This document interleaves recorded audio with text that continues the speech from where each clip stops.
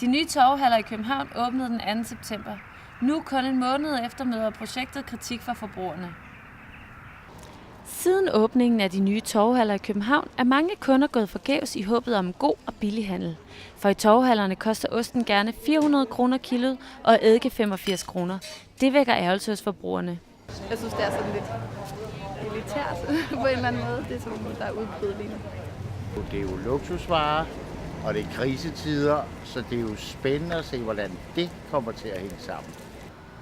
Ifølge arkitekten bag torvehallerne Hans Peter Hagens var hensigten da også, at op imod 80 boder med billige varer skulle udfylde pladsen mellem de 2 torvehaller. Men pladsen står stadig tom og har gjort det siden åbningen for knap 2 måneder siden.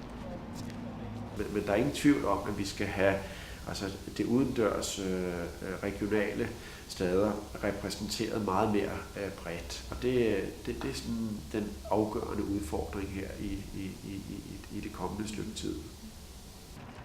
Det har ikke været muligt at få en kommentar fra torvehalschef Niels Lønborg Brandt, men han udtaler til Politikken, at årsagen til de manglende boder er, at landmændene først vil se torvehandlen an, før de opstiller en bod med deres billige varer.